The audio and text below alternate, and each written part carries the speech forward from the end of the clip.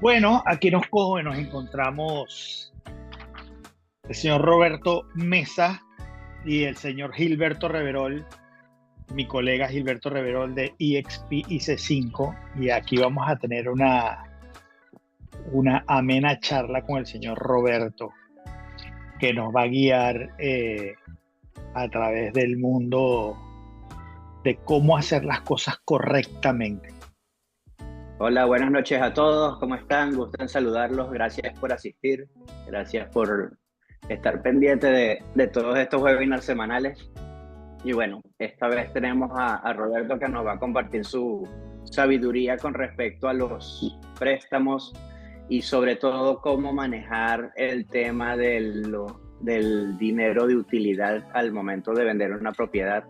¿Qué se debe hacer? ¿Qué es lo más aconsejable? Pues Roberto tiene una gran experiencia. ¿Por qué no nos hablas un poquito de ti, de tus experiencias, Roberto? Muchas gracias, Gilberto y Willy. Buenas noches a todos. Sí, mi experiencia en el ámbito de finanzas ya lleva más de una década y media en la parte de los bancos y de las aseguradoras y los bancos que prestan a bancos.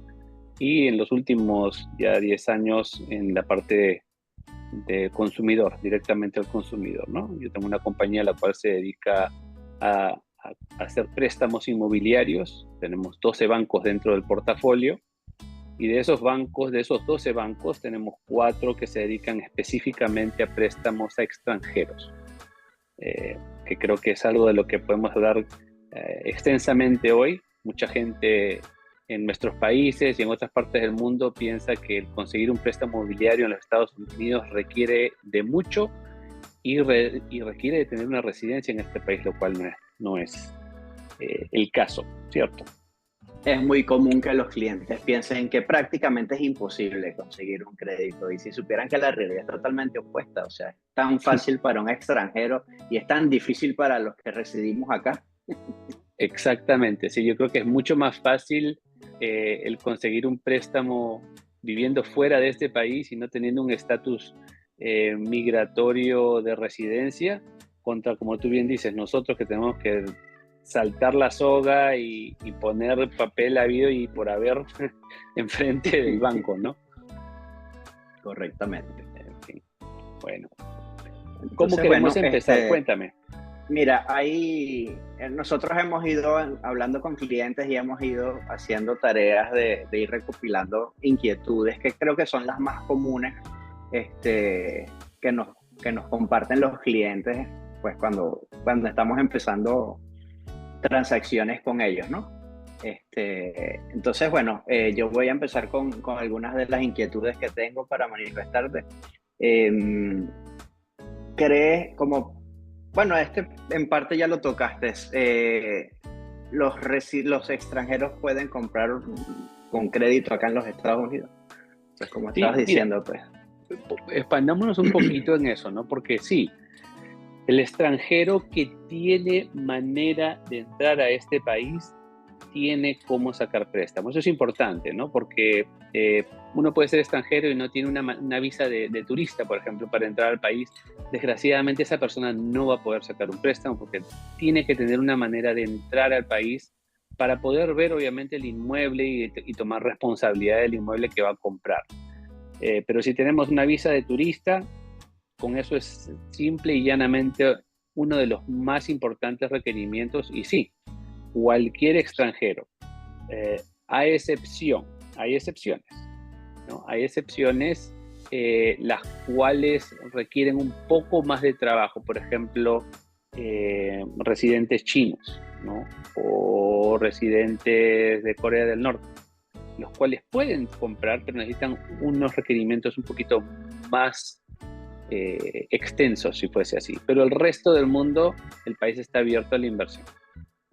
Pero eso aplica Sí. solo en Florida, ¿no? Esas restricciones.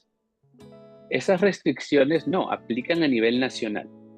Ok, ok, Sí, o sea, de perfecto. que pueden comprar, pero son países que están dentro de lo que se llama una lista del OFAC, que es del Departamento Ujú. de Estado, y esos países requieren ciertos documentos adicionales para poder adquirir alguna propiedad acá.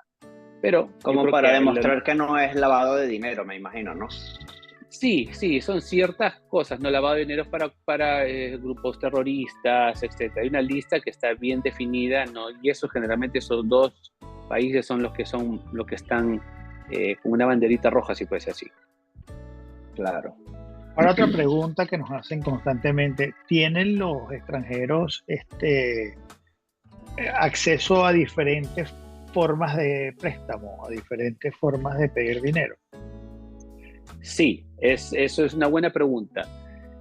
Hoy en día hay dos modalidades de préstamos para extranjeros en Estados Unidos. Una es comprar una propiedad donde uno pueda demostrar entrada propia para la compra, y vamos a hablar después qué significa esa entrada, ¿no? Qué es lo que se pide. Y otra es una compra como una inversión pura, donde el banco se llama DSCR, Debt Service Coverage Ratio. Básicamente lo que es que la deuda y la entrada que hay sobre esa deuda o una renta sobre una propiedad cubra el gasto del préstamo. Por ejemplo, si la propiedad que se va a comprar tiene un préstamo que va a ser $3,000 al mes y esa propiedad se renta en $3,000 al mes, cumple con los requisitos de ese préstamo y el banco no necesita ver ninguna otra documentación de entradas del individuo que vaya a comprar. Entonces sí, dos modalidades. Además de eso, el banco hoy en día, y esto es nuevo porque en algún momento se había congelado, los bancos ahora y el gobierno más que todo deja que uno pueda comprar una propiedad como segundo hogar. Hasta hace unos 60 días, los individuos extranjeros solamente podían comprar como una inversión, pero hoy en día pueden comprar como un segundo hogar, ¿no? Damos el ejemplo de que hay una persona en Brasil que quiere venir a pasar las vacaciones acá, puede comprar esa propiedad como un segundo hogar, y los requerimientos también son un poco más flexibles en lo que es la tasa de interés. Ok, muy bien, muy bien, muy bien. ¿Qué requerimientos o documentos necesitan los inversionistas para estos programas, para este tipo de préstamos? Mira, el proceso y los requerimientos en realidad son muy sencillos. Los bancos acá tienen que cumplir con dos tangentes. Una es cubrir los requerimientos del gobierno, que es la parte migratoria, ¿no? Y la parte contable. Y la segunda es los requerimientos específicos del banco, que el individuo o individuos vayan a poder cubrir la deuda en el tiempo. El primero, obviamente desde el punto de vista migratorio, el banco va a pedir que el individuo tenga un pasaporte que esté vigente, como mínimo 6 meses, que tenga una visa a los Estados Unidos que también tenga vigencia de como mínimo 6 meses, de que el individuo radique y pueda demostrar que radique en un país en el extranjero, pongamos un ejemplo en Colombia, y que pueda demostrar por intermedio pasaporte, una tarjeta de residencia y alguna factura de electricidad, luz, teléfono, gas, que pueda demostrar que el nombre del individuo haciendo el préstamo y la dirección que pone en la aplicación sea la misma que sale en ese documento.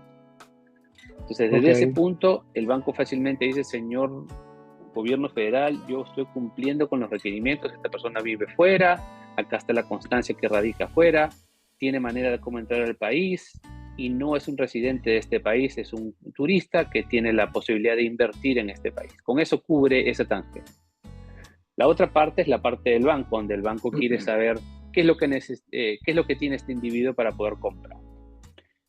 El requerimiento número 1 es que tenga como un mínimo el 30% del valor del inmueble que va a comprar de entrada, fondos de entrada, lo que se llama acá el down payment o la cuota inicial, y eso tiene que ser demostrado mediante estados bancarios, estados de inversión, fondos de pensión, fondos de retiro. El banco no esquematiza de dónde viene el dinero siempre y cuando esté en una entidad financiera. Si el dinero está en una entidad financiera y podemos demostrar de dónde viene el dinero, el banco no tiene problema con ese 30%. Muy importante ese último punto de demostrar de dónde viene el dinero. Yo tengo muchos clientes en Latinoamérica y a veces me dicen: Roberto, voy a comprar, ¿tienes el 30%? Sí, tengo $300,000. Perfecto. ¿Está en el banco? Sí, está en el banco. Cuando recibimos los estados bancarios vemos que has hecho un depósito de $300,000 hace 2 semanas. Y obviamente ¿no? Sí, técnicamente está en el banco, pero eso no puede aparecer. Así es, así es. Y es más que todo por la ley de lavado de dinero, no es una ley internacional la cual tenemos que seguir el rastro del dinero. Si no podemos rastrearlo, no lo podemos utilizar. Y puede ser que el cliente, como te digo, depositó $300,000 y me dijo, no, Roberto, vendí 3 terrenos acá y acá está el contrato y acá está la entrada del dinero, sino que me pagaron X, Y, Z, ¿no? Si podemos demostrar cómo entró el dinero, el banco, el 99% del tiempo no tiene problema.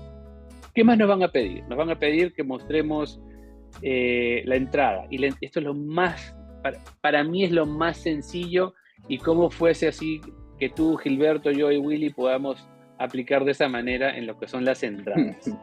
Al extranjero le piden una carta de un contador en su país, ¿no? Y que esa carta diga lo siguiente: yo, Juanito de los Palotes, atesto que el señor Willy Gamboa hace $150,000 al año, en el año 22 hizo 200, en el 23 hizo X y lo que va del año va X. Yo atesto que esto es cierto y seguro, pongo mi estampa, entrego la carta. El banco ni el gobierno me va a pedir declaración tributaria, estados financieros, hojas de balance, nada de eso. Con esa carta, simple y llanamente, cubrimos la parte de la entrada. Wow. Okay. El señor Henry tiene una pregunta, pero quisiera pasar todas las preguntas al final, porque vamos a cubrir varios temas en el recorrido, ¿no? Y a lo mejor respondemos las preguntas. Yo quería saber más o menos, Roberto, cuánto puede ser el proceso que toma hacer todo, cuánto tiempo puede tomar hacer todo el proceso, perdón. Mira, el proceso, hay 2 partes del proceso. Uno es la preaprobación, que como tú y Willy bien saben, es algo que nosotros en este país se requiere de antemano para que nos puedan aceptar las ofertas, ¿no? Cuando hagamos una oferta en una compra. Ese proceso... Claro, para salir a ver algo, tienes que saber en qué categoría estás buscando. Sí, porque no solo eso, sino que el realtor del listing del que tiene la propiedad te va a pedir una carta de preaprobación para enseñarte la propiedad y para molestar al dueño de la propiedad y poderte dejar accesar. Entonces, esa carta es prácticamente tu tarjeta de presentación. Sí, y históricamente, ¿qué pasaba, no? Teníamos un cliente nuevo que entraba y el cliente te decía, vamos a ver 15 casas, íbamos a ver 15 casas, y muchas veces esa pregunta no se hacía, ¿no? Por cuestión cultural y a veces de respeto al cliente, no se le hacía la pregunta financiera, y en ese momento el cliente nos decía, sí, pero yo solamente tengo $15,000 en el banco, con lo cual no hacíamos nada, ¿no? Entonces el cliente perdió el tiempo, la gente de bienes raíces perdió el tiempo, la gente de bienes raíces que está mostrando la propiedad y el dueño perdieron el tiempo, y poco a poco la industria se ajustó a que se pida esta preaprobación para que todo el mundo esté en la misma página, ¿no? Y claro, es importante de que nosotros contigo estemos muy en contacto de primera mano para que poder arrancar al cliente con buen pie y saber dónde llevarlo, ya con una carta ya preaprobada y un cliente pues bien centrado en lo que va a poder buscar con esa carta.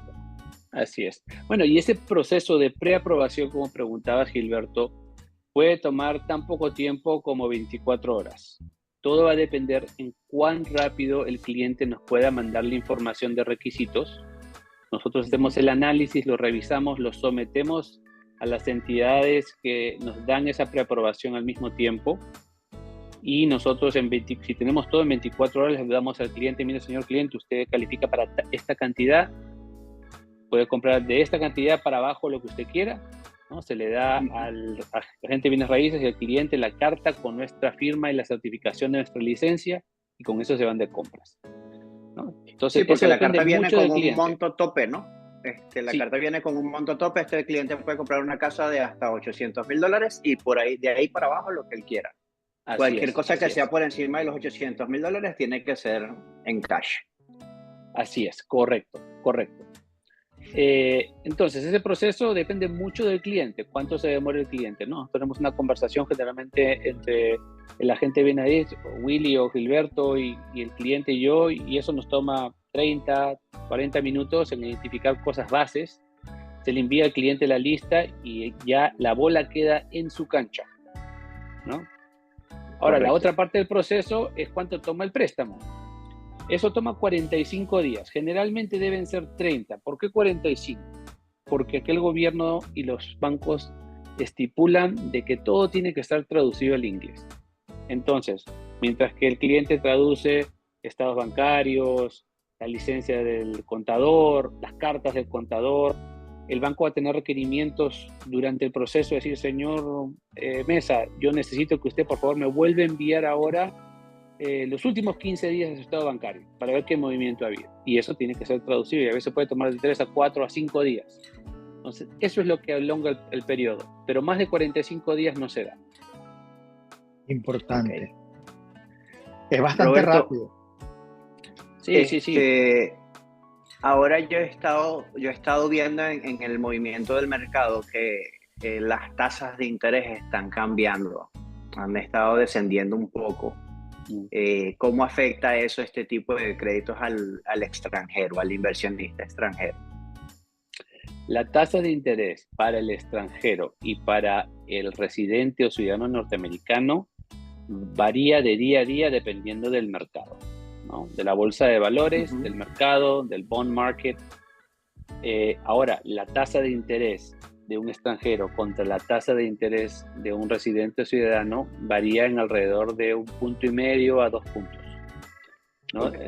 En porcentaje, porque el banco y el gobierno, sabiendo que van a tomar un poquito más de riesgo con una persona que no vive acá, que no trabaja aquí, que no conoce realmente la cultura financiera de este país, pide un 30%, con eso se cubre y la tasa de interés es más alta para poder cubrir el riesgo. El proceso es más sencillo, pero es un poco más costoso, ¿no? Ahora, digo yo más costoso entre comillas, porque cuando tú te vas a un país como el mío, o el tuyo, Gilberto, o Colombia, estás hablando de al 30%. 20%, en Ecuador creo que están al 19% en este momento, entonces cuando estás hablando de una tasa de interés que hoy en día para el extranjero está al 7,2%, es una ganga. Es un dinero regalado. Así es. Pero creo que eso cubre un poquito acerca de las tasas, que sí sabemos que van a ser un poco más altas, ¿no? Dime. ¿Esas tasas son a interés fijo o interés variable? Buena pregunta, sí. Hay las dos modalidades, ¿no? Tenemos de interés fijo, la cual es a 30 años en este país, y hay ciertas modalidades que pueden dejar hasta 40 años, ¿no? No son recomendables porque obviamente a 40 años la tasa va a ser mucho más alta, ¿no? Por la amortización tan larga. Pero también tenemos tasas variables. Estas tasas pueden ser con una tasa de interés fija a 5 años y después variable los próximos 5, o fija a 2 años y variable a 7, ¿no? Entonces el banco tiene flexibilidad de esa manera. ¿En qué ayuda? Si sabemos que la tasa está bajando, porque ya está en la crespa de la ola y ya le toca bajar, muchas veces la gente le gusta tomarse el riesgo y decir, ok, yo sé que en este momento la tasa me va a bajar, ¿no? Entonces sí, hay modalidades de 15, 20, 30 años fijas y las tasas variables.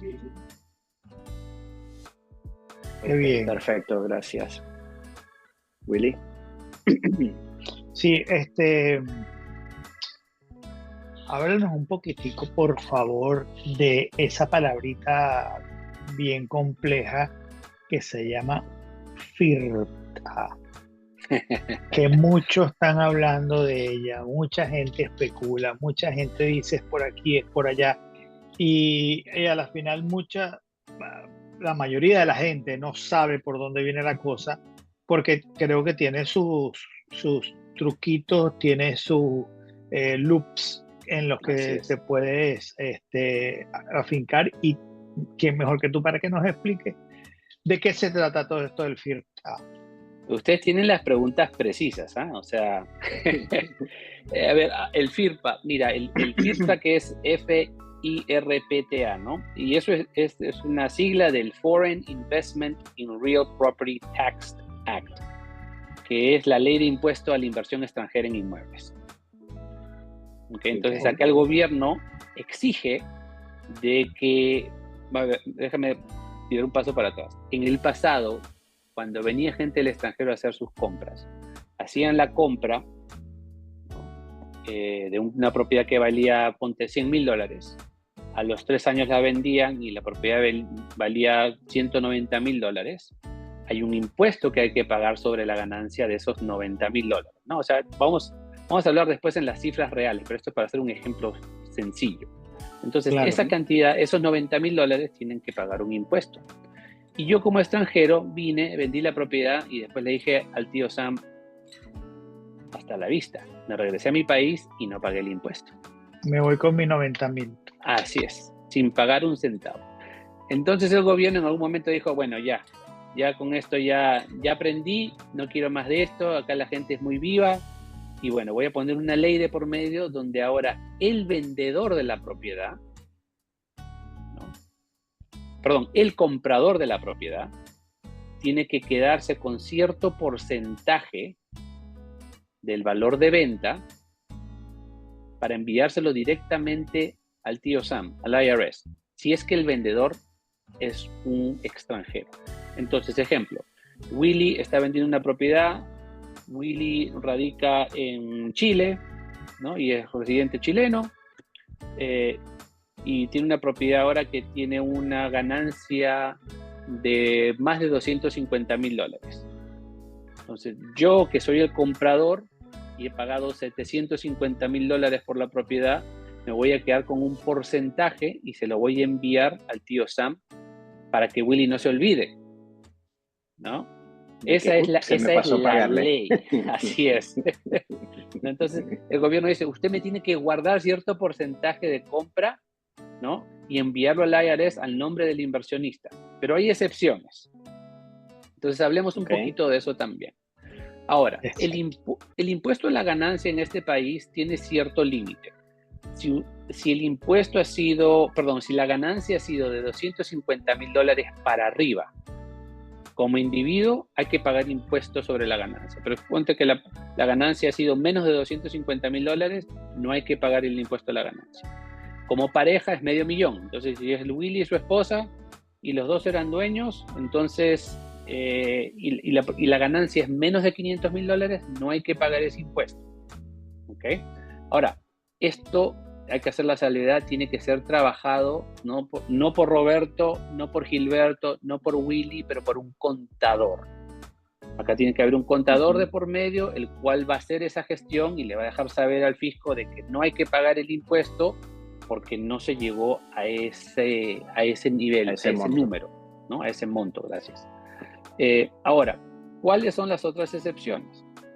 Bueno, la excepción es que yo le voy a vender la propiedad ahora, Willy le va a vender la propiedad a Roberto es residente norteamericano, y Roberto se compromete a firmar un formulario, el cual dice, sí, yo estoy comprando esta propiedad como mi vivienda primaria, yo voy a vivir acá, y voy a vivir acá por más de 2 años. Y eso es una excepción para Willy para que no pague el impuesto. ¿No? O para que, no para que no pague el impuesto, sino para que no lo retengan. Exactamente, para que no se retenga ese impuesto mediante el FIRPA. Y entonces, ¿en qué figura en ese momento el inversionista que no se le está reteniendo ninguna cantidad de dinero, sino los 250,000 o los 260,000 están liberados completamente? Pero yo como inversionista extranjero, pues voy a tener que cumplir con unas acciones tributarias. Exactamente. Entonces, acá, ¿qué pasa? Cuando yo firmo ese documento, Willy, yo tengo que estar seguro que tú vas a pagar tu impuesto. Okay. ¿Me entiendes? Entonces, por eso es importante que haya un contador de por medio. Te doy mi ejemplo tangible. Yo compré un condominio en el año 2022 a un ciudadano venezolano, el cual tenía una propiedad de inversión. El señor vive todavía hoy en Venezuela. Y él no quería, me dijo, no, Roberto, yo no quiero que me retengan a mí el dinero. ¿Tú vas a vivir acá? Sí, señor, yo voy a vivir acá. Por favor, fírmame este formulario de que tú vas a quedarte en esta propiedad por 2 años. Entonces, ¿por qué? Porque si en los 2 años yo me voy de esa propiedad y la vendo y Willy no paga el impuesto, el fisco viene contra mí. Claro. Después de los 2 años, yo ya me lavo las manos. Así Willy pague o no pague. ¿No? Claro, ya no van a buscarte para pagar ese impuesto sobre esa utilidad. Así es. Y aquel fisco, con esto del FIRPA, hay que tener, hay que ver bien cómo se va a hacer, ¿no? Cómo se va a vender, cuál va a ser la ganancia. Hay muchos clientes que antes de llegar a esa cifra ya están vendiendo la propiedad y le van dando vuelta al dinero de esa manera, ¿no? Antes que tengan esa... ¿Qué pasa? Perdón, Roberto. ¿Y qué pasa si el inversionista, el propietario de la propiedad, valga la redundancia, decide reinvertir ese dinero, decide vender la propiedad para reinvertirla en otra propiedad? Ok, bueno, entonces acá estamos pasando a otro punto. Hay 2 canales de inversión dentro del reglamento tributario del gobierno norteamericano. Uno que se llama el 1031 Exchange, que es la ley de intercambio de 1031, y ese es solamente el formulario se llama 1031 y ya se quedó con ese nombre, ¿no? 1031 Exchange. Y el otro es algo que se llama zonas de oportunidad o Opportunity Zones, que fueron implementadas en el primer gobierno de Trump. Okay. Entonces, hablemos de esas 2. Estos 2 canales, estas 2 herramientas nos ayudan a diferir el impuesto y en algún momento no pagarlo. Entonces, hablemos del ejemplo. Willy vendió la propiedad y le toca pagar impuesto, hizo una ganancia de, no sé, $300,000, ¿ok? Y dijo, ok, perfecto, pero yo lo que no quiero es pagar el impuesto en este momento, lo quiero diferir. Entonces Gilberto le dice, mira, yo te voy a vender esta otra propiedad, lo vamos a usar mediante un 1031 y tenemos 4 meses para identificar la propiedad después del cierre y cerrar en la nueva propiedad. Tenemos que invertir el 100% de lo que se gana. Entonces tú encuentras lo que le llaman acá like to like. Tienen que ser iguales las propiedades en cuestión de precios, ¿no? Y tienen que ser residenciales. Importante. Tú vendes una casa, tienes que comprar una casa. Entonces vas, compras una casa ahora que vale $300,000 y no pagas hoy el impuesto. El impuesto es diferido. ¿Qué pasa? Esas propiedades, cuando tú eres un inversionista, estás viviendo de lo que te está produciendo la propiedad mensualmente. Entonces yo no estoy preocupado por lo del impuesto, de querer pagar el impuesto. Entonces le puedo dar le sigo dando vuelta. Esta segunda propiedad pasan 5 años, Willy la vuelve a vender y ahora no son 300, sino ha ganado 500. Entonces ahora va con Gilberto y compra una propiedad de 500. Dentro de ese tiempo estipulado que son esos 4 meses. 3 meses para buscar, 1 mes para que puedas haber cerrado. Y ahí le vas dando vuelta. ¿Cuándo dejas de pagar? El día que se muere Willy. Cuando Willy caduca, sus herederos no pagan el impuesto sobre la ganancia de esa propiedad o esas propiedades, porque él puede invertirla no solamente en una de 500, puede comprar 2 de 250. Ese impuesto siempre va a estar latente. Siempre va a estar latente hasta que él caduque. Hay gente que nunca las vende, tiene un portafolio inmenso.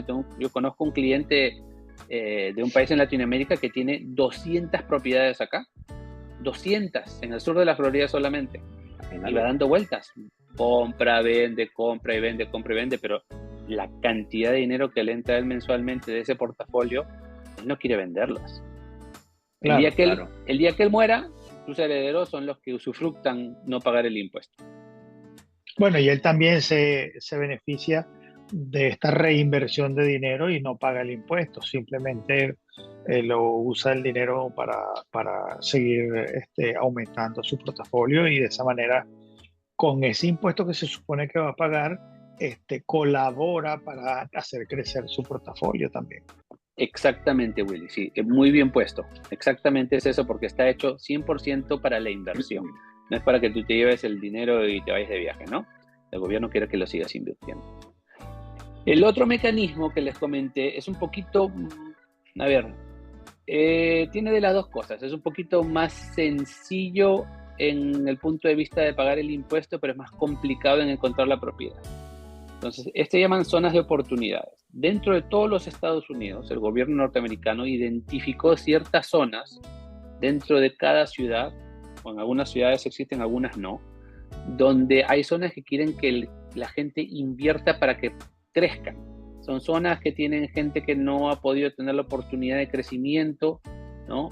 Y el gobierno le dice, mire, yo le voy a dejar que usted compre acá una propiedad y puede utilizar, no tiene que pagar impuestos en, por ejemplo, la venta de arte, de stock, porque cuando tú vendes un stock acá tienes que pagar impuestos sobre el stock.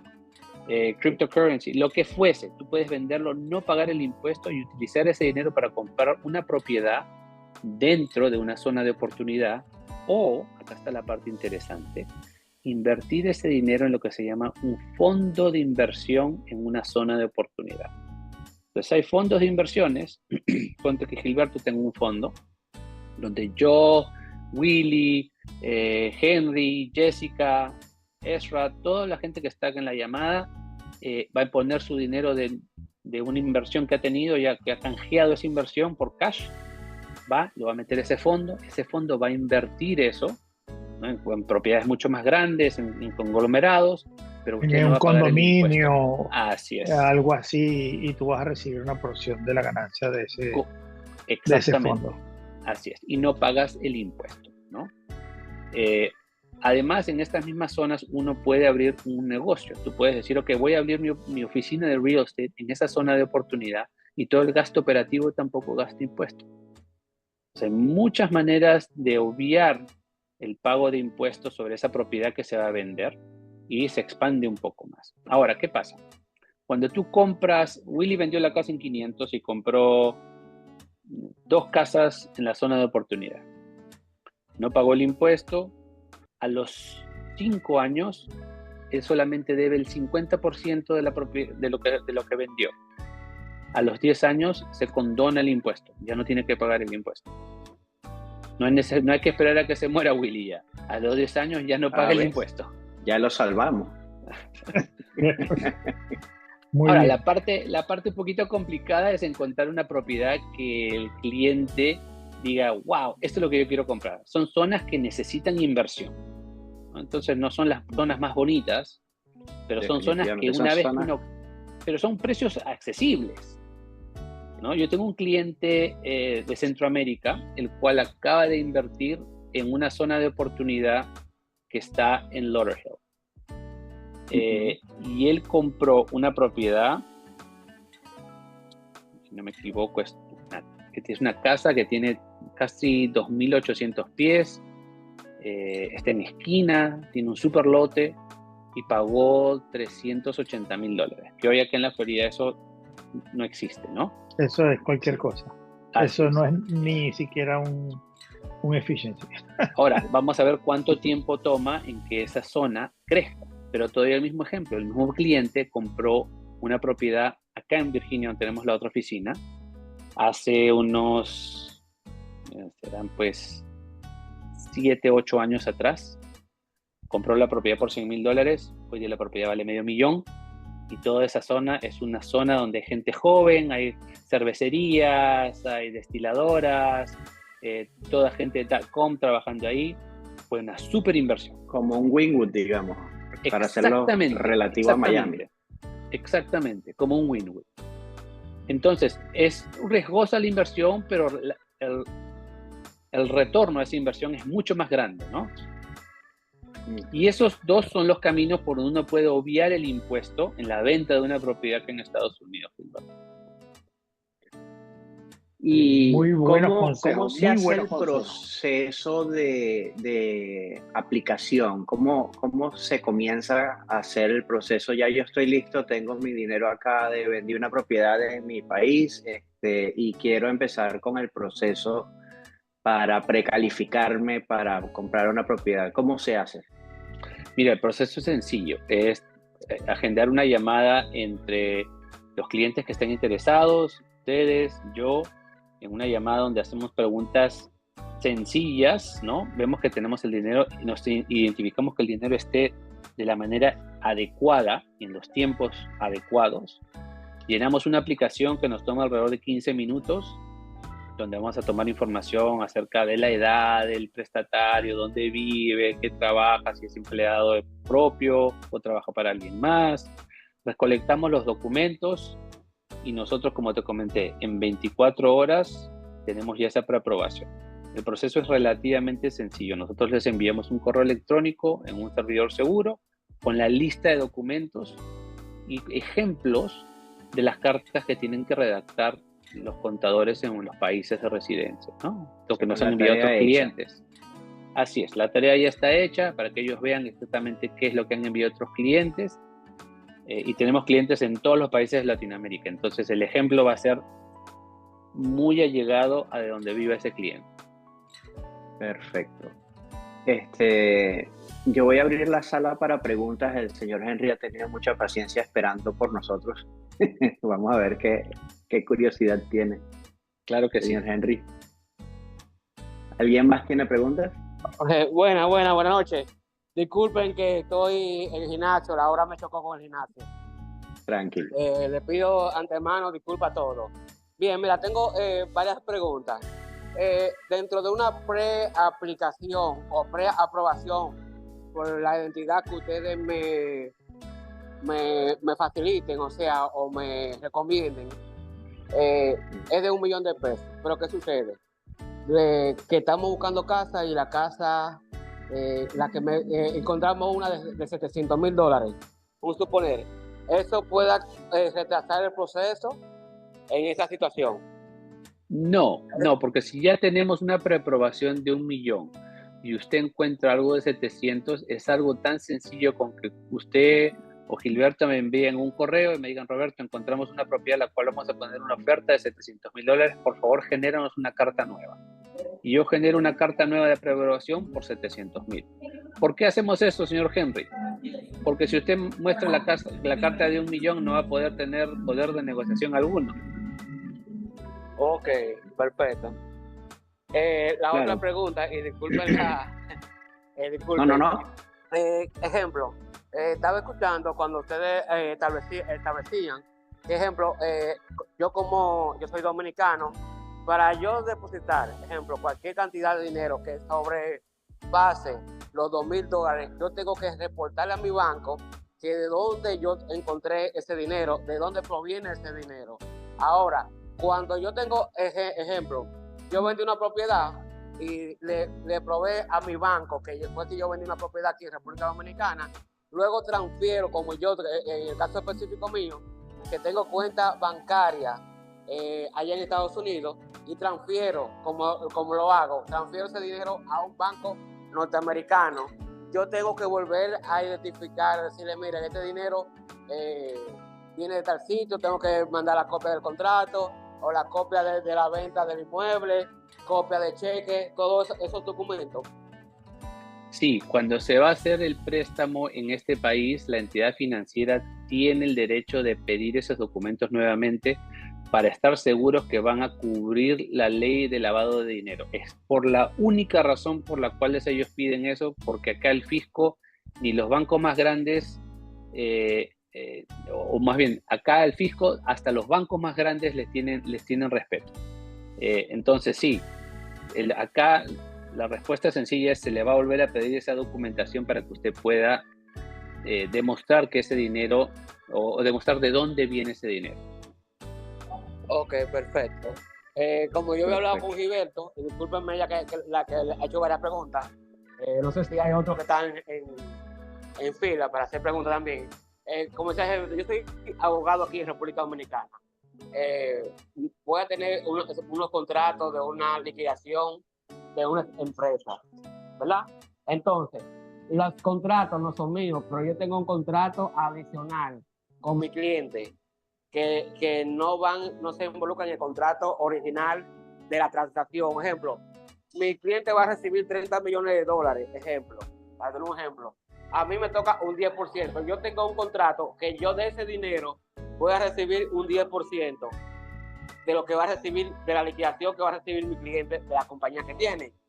Ahora, este otro contrato, tengo que tener los dos contratos juntos. Copia del contrato que tenía mi cliente, más copia del contrato como abogado que mi cliente me contrata. ¿Tengo que tener los dos o simplemente el mío? Solamente el de usted. Perfecto. ¿Está bien? De este lado no hay más preguntas. Perfecto. ¿Alguien más Listo. tiene alguna pregunta? ¿Podemos aclarar algo más, alguna duda, inquietud por acá? Pues parece que no. Creo que la Listo. explicación fue bastante completa como para que no existan preguntas adicionales. Que no quedan dudas. No cabe ninguna duda. Y de todas maneras, nos pueden contactar a Gilberto y a mí Claro. por cualquier pregunta. Nos ponemos en contacto con el señor Roberto y de esa manera podemos aclarar alguna duda futura que no que se le haya pasado hoy a los que están conectados o los que van a ver esto en un momento futuro. Siempre estamos aquí para darles soporte y ayudarlos a conseguir el dinerito que les hace falta para que hagan esa inversión ya. El tiempo es ahora. Así es, y no solamente Ahorita eso, es Willy, el mejor. nosotros podemos también ver de que si los clientes quieren venir a nuestras oficinas, encantados de reunirnos presencialmente con ellos. Muchas veces nuestras mismas culturas nos exigen esa reunión en Yo lo persona, quiero ¿no? ver. Yo quiero ver si ese señor es de verdad. Así es. Pero la verdad es que tienen es un una buen oficina. momento porque con las tasas bajando, es el mejor momento. No, las tasas no creo que vayan a llegar al punto que estuvieron hace 4 años en épocas de pandemia y subsidios y toda la cosa.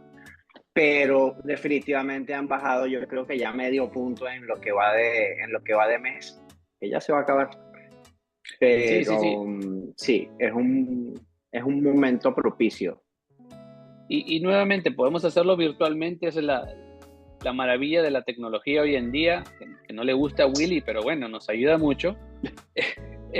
Y si no, nuevamente, presencialmente, nosotros encantados. No es la primera vez que tenemos clientes que vienen de su país específicamente a sentarse con nosotros, a pasar un momento en realmente, como dicen en mi país, ¿no? Sin ningún resguardo. Todas las preguntas que quieran saber y no quieran hacerla en línea, quieran hacerla presenciales, acá estamos, disponibles. Buenísimo. Muchas gracias, Roberto. Te quiero agradecer por tu tiempo, aunque estás lejito de acá, pero tomaste el tiempo para acompañarnos en y aclarar bastantes dudas, la verdad. Absolutamente encantado de estar con ustedes. Gracias por la invitación. Espero que se repita. Seguro que sí, bueno, seguro que sí. Willy, igualmente, te agradezco por el tiempo. Y gracias a los que se conectaron y pues a los que te tomaron el tiempo para estar con nosotros. Y ya saben, si tienen alguna pregunta, alguna duda, por favor comuníquense con nosotros. Gilberto y yo estamos aquí para ayudarlos en lo que sea posible. Gracias, feliz noche a todos. Igualmente, hasta luego, buenas noches. Hasta luego, buenas noches.